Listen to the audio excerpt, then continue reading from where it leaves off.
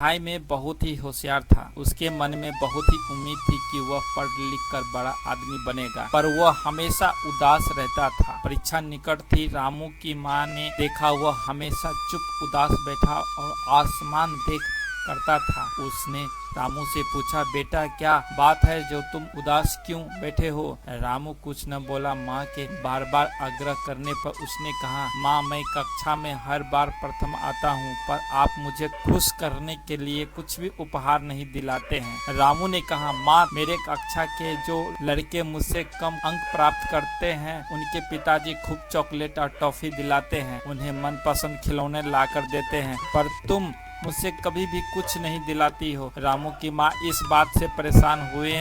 उसके चेहरे पर निराश का भाव छा गया। वह कुछ मिनट मौन रखकर बोली, परिश्रम करो, ईश्वर तुमसे प्रसन्न होकर तुम्हें स्वयं उपहार देंगे। यह बात रामू की समझ में आ गई। वह खुश हो उठा और मन लगाकर पढ़ने लगा। रामू ने रात के दिन मेहनत और परीक्षा में सूझबूझ से अच्छा काम किया। परिणाम का दिन भी आ गया। रामू इस बार फिर कक्षा में प्रथम आया। कक्षा में सब बच्चों ने जोर से ताली बजाई। मास्टर जी ने भी रामू की पीठ थपथपाई।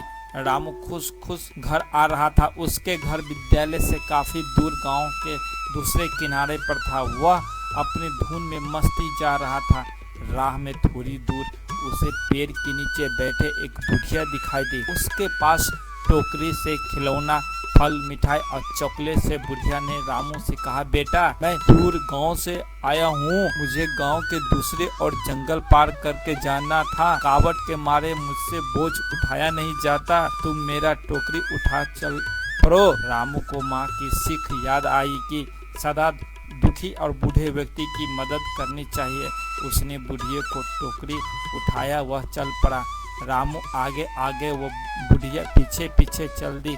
बुढ़िया ने रामू से पूछा, बेटा कौन सी कक्षा में पढ़ते हो? मैं 5वीं में आ गया हूँ। बुढ़िया ने रामू को समझाया, बेटा तुम्हारी माँ परिश्रम की कमाई से तुम्हें पढ़ाती है, तुम मन लगाकर पढ़ना और एक बात याद रखना कि परिश्रम का फल मीठा होता है। रामू आगे चलता गया। अब उसका घर आने वाला था। उसने कहा, बुढ़िया माँ अब मेरा घर आने वाला है, तुम कुछ देर विश्राम कर अपना टोकरी लेकर चली जाना। उसे कोई जवाब नहीं मिला। रामू आश्चर्यचकित हुआ कि बुढ़िया माँ बोलती क्यों नहीं है। उसने पीछे मुड़कर देखा तो वहाँ कोई नहीं था। उसने जोर से आवाज लगाई, बुढ़िया माँ, बुढ़िया माँ, माँ, पर कोई प्रत्युत्तर न मिला।